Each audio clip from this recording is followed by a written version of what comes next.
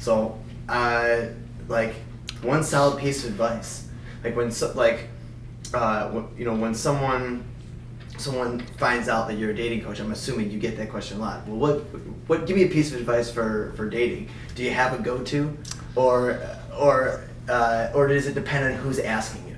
All right, I'll tell you a little story, a recent story to answer that question that I'm actually going to make a YouTube video out of. So this will be kind of practice for what the YouTube video is going to be. But basically, I do get that question a lot. A lot of people come to me. It's mostly women, actually, because they're just fascinated when I tell them about what I do. I'm like, yeah, I'm a dating coach, and some people will be like, they think they're all suave, and they're like, oh, well, like, I'm gonna ask you a really unique question, like, what's the one piece of dating advice that you give, like, or what do you tell guys the most? And they're not the only one to ask that question. I get that question asked all the time. And I think I give different answers just because, I don't know, whatever's on my mind at the moment.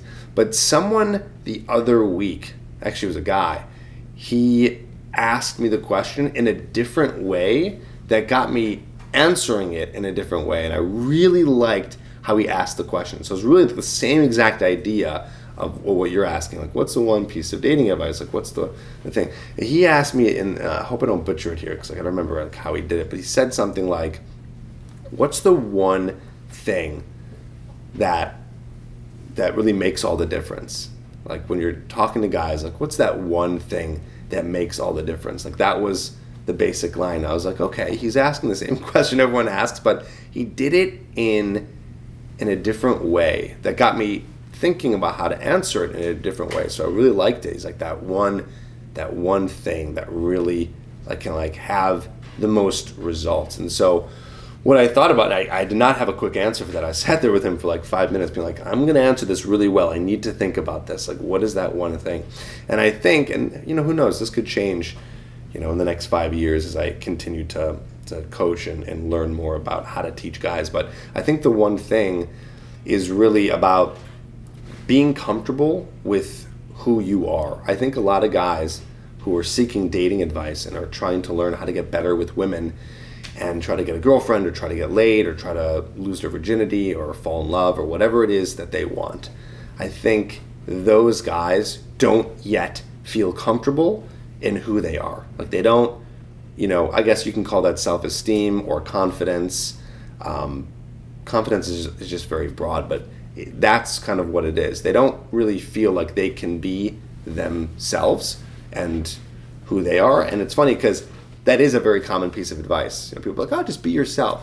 But the problem with that piece of advice is it's hard to access that. That's what got me thinking, and that's how I was starting to answer this question is like, whoa. Like I was like, that's a good point.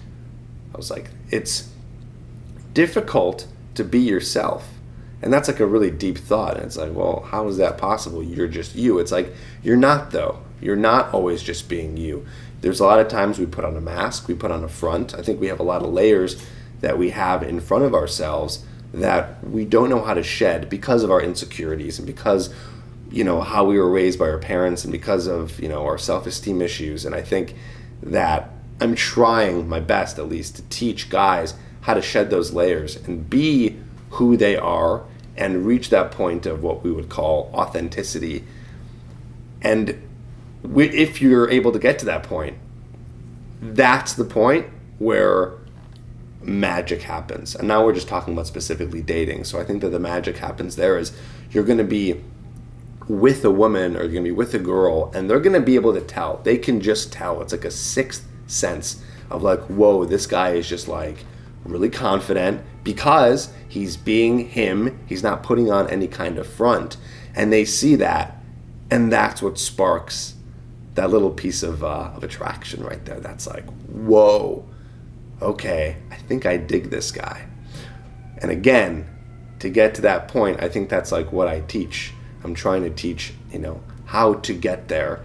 And if you go to my YouTube channel, there's a lot of little techniques and things like that. And in terms of, oh, this is an opener, this is a pickup line, this is how you continue conversation. Because I really think that the way to access that point is by going out there and talking to girls and